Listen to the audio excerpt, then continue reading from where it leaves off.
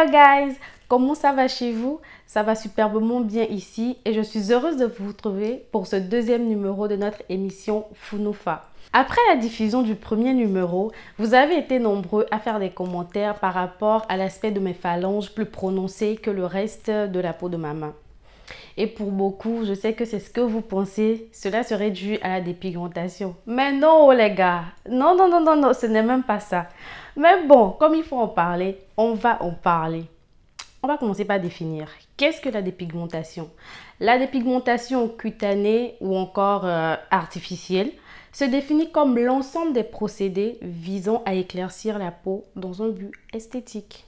Mais quelle est l'origine de la dépigmentation? Le pouvoir du blanchiment de la peau a été découvert dans les années 1960 aux États-Unis par les Afro-Américains qui travaillaient dans les industries de textile, plus précisément dans le délavage des jeans. Vu qu'ils travaillaient sans protection, à la longue, ils ont eu à remarquer les effets blanchissants sur leur personne. Cela n'est que le résultat d'un profond traumatisme post-colonial. Quand on le dit souvent que les personnes qui se dépigmentent sont des victimes d'une aliénation, on n'aime pas accepter. On dit non, non, ce n'est pas ça, il ne faut pas toujours tout ramener à la colonisation. Mais je dis, l'utilisation de l'hydroquinone, est-ce que c'est vous qui avez inventé? Ou encore le collagène? Non, c'est un fait qui existait, qu'avec le temps, on a modernisé, qui s'est beaucoup répandu. Et la première cible, c'était l'Afrique, parce qu'il y avait beaucoup de noirs. Mais il faut aussi le dire, la dépigmentation se pratique par les Afro-Américains aux États-Unis. Même en Inde, en fait, partout, il y a des gens noirs qui pensent qu'ils ne sont pas beaux là. Ils se dépigmentent là-bas.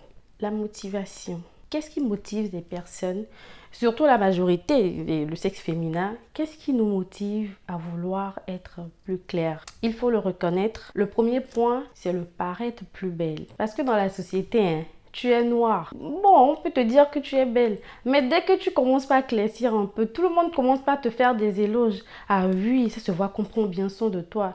Ah ma soeur, tu shines, Mais une des raisons aussi à ne pas négliger, c'est l'influence des panneaux publicitaires et des stratégies marketing et communication. Pendant longtemps, les panneaux publicitaires qu'on voyait et même les feuilletons qu'on nous présentait à la télé, les belles femmes n'étaient que des femmes claires, les femmes blanches. Et à trop vouloir leur ressembler, l'utilisation des produits décapants est devenue de plus en plus vulgarisée sur nos marchés.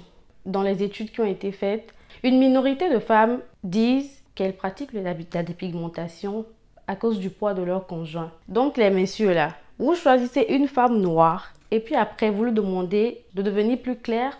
Il y a un contraste parce que comme moi je le dis, on va directement vers ce qu'on veut. Vous ne pouvez pas prendre des femmes et après vouloir qu'elles deviennent claires et les obliger de se dépigmenter pour te plaire. Mais à la longue, est-ce que vous pensez aux effets nocifs de ces produits-là? Avant d'en arriver aux conséquences de la dépigmentation, nous allons quand même parler des procédés. Premièrement, il y a l'application des produits à base d'hydroquinone.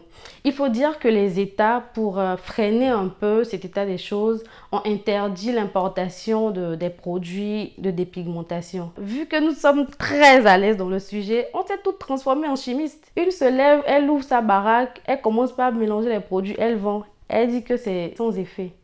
Et c'est même possible. Il y a aussi la prise des gélules à base de collagène. Mais ce qui est encore pire, ce sont les injections.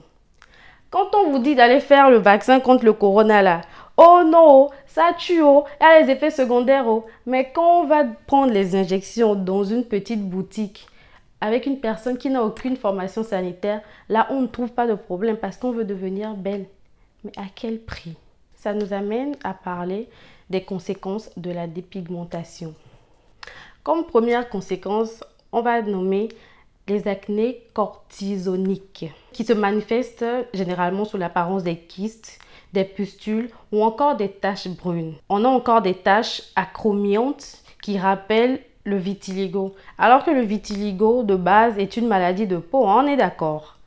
On a aussi l'onochronose exogène, plus clair avec des zones plus foncées ou des tons plus foncés. C'est là que vous avez voulu me mélanger aux gens, mais pardon. De nature, il y a des gens comme moi qui ont des phalanges plus prononcées que le reste de la peau.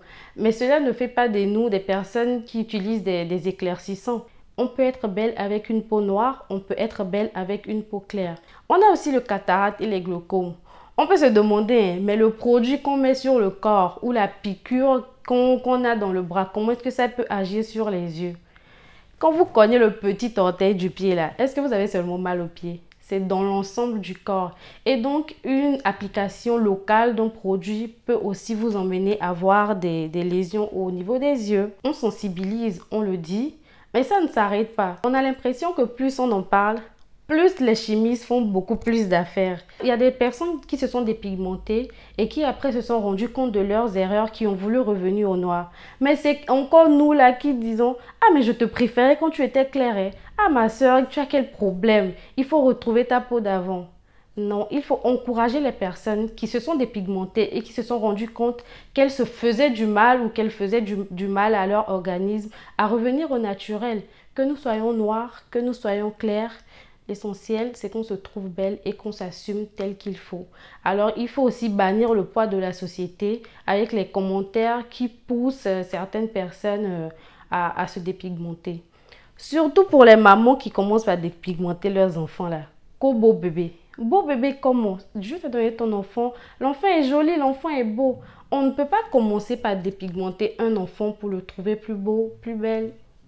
Ça n'a pas de sens. Tant qu'on aura l'opportunité, on continuera de sensibiliser sur les méfaits de la dépigmentation sur le corps. Mais il faut aussi le préciser, chaque personne est libre de choisir ce qu'il fait ou ne fait pas de son organisme. Donc mes sœurs, Le deuxième sujet de notre émission, c'est la violence conjugale. D'habitude, quand on parle de violence conjugale, vous voyez un homme en train de taper sur une femme, n'est-ce pas? Il y a quelques jours, une femme togolaise a eu la brillante idée de renverser de l'huile chaude sur son mari qui dormait. La question que je me pose, comment deux personnes qui se sont rencontrées, qui se sont aimées, qui ont décidé de se marier, peuvent en arriver là?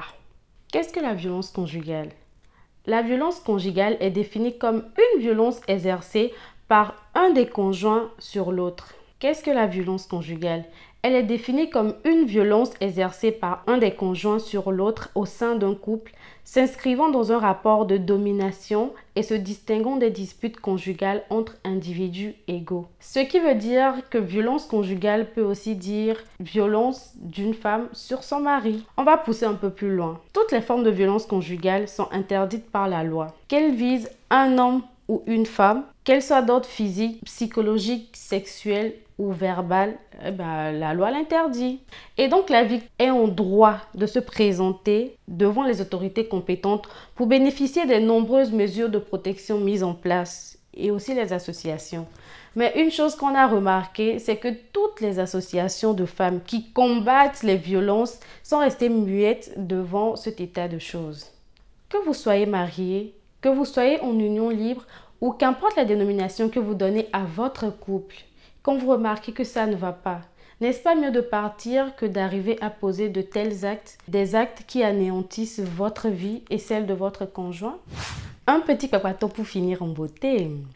La toile togolaise a été bouleversée en ce début de mois par une affaire entre l'artiste rappeur Yaovi Keteti et une femme de nationalité nigérienne. Donc en pleine période de Ramadan là, c'est ce que vous faites. Selon la femme, après avoir passé un bon moment en sa compagnie, le rappeur avait promis la somme de 500 000 francs. Donc on est au Togo ici, on se plaint que ça ne va pas. Mais tonton, tu promets 500 000 francs à une tata. Ce qui est sûr, l'artiste, notre frère, est parti sans payer. Alors là, tonton Yaovi, je ne suis pas d'accord. Tout travailleur mérite son salaire. La vidéo dans laquelle la femme nigérienne menaçait l'artiste de publier les photos si jamais elle ne rentrait pas en possession de son dû est devenue virale. Tu viens au Niger, on passe notre séjour ensemble. Tu m'as promis 500 000, maintenant tu fuis avec mon argent. Je te jure, il faut m'envoyer mon argent. Sinon, je vais publier tes photos nues sur les réseaux sociaux. D'aucuns affirment que c'est un coup monté ou un buzz préparé. Et vous? Croyez-vous à cette histoire? Hello! Nous venons d'arriver à la fin de cet épisode. Si vous avez aimé notre contenu, n'hésitez pas à partager et commenter. Ciao!